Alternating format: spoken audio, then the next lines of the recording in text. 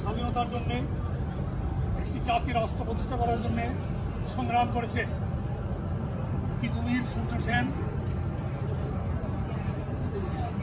ক্ষুদিরাম, এই বাংলার হাজার হাজার বীরেরা লড়াই করেছে, কিন্তু স্বাধীনতার চূড়ান্ত স্বাদ জাতি পায় নাই।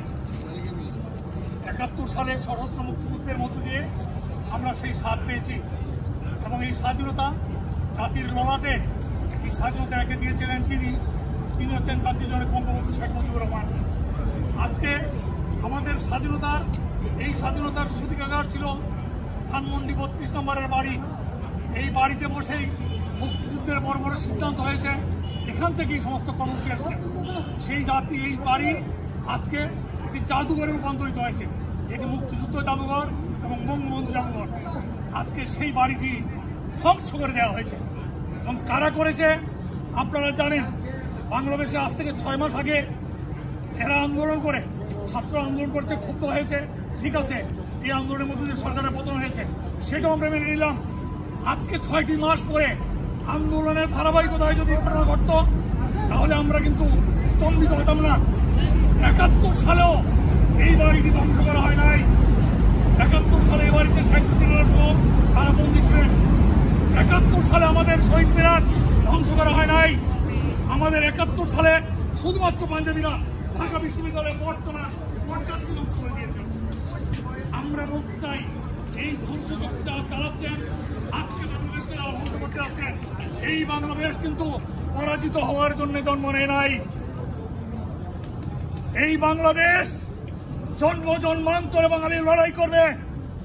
হাজার হাজার বছর ধরে আমরা লড়াই করে চূড়ান্ত বিজয়ের স্বাদ পেয়েছি বঙ্গবন্ধুর হাত ধরে। সেই জাতিকে আজকে অপমানিত করার জন্য বাংলাদেশকে মুক্তিযুদ্ধের বিরোধী ধারায় নিয়ে যাওয়ার জন্য এই কাজটি করা হয়েছে।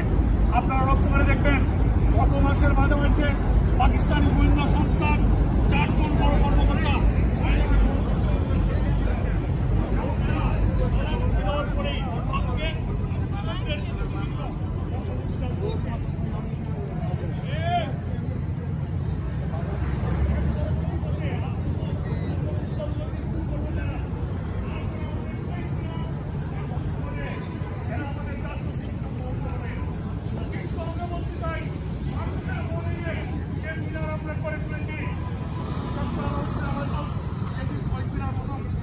ফেব্রুয়ারি ১৯৫২ সালে লিখেছিলেন, তিনি শহীদুল্লাহ তিনি নিতে পারছেন না। তখন উনি লিখেছিলেন, স্মৃতির মিনার ভেঙেছে বাঁধব সুস্থতা দেখি, শীতের মিনার ভেঙেছে বাঁধব সুস্থতা দেখি। ৭ কোটি মানুষ আমরা আজও দাঁড়িয়ে আছি। আমরা বলতে চাই, এই আজও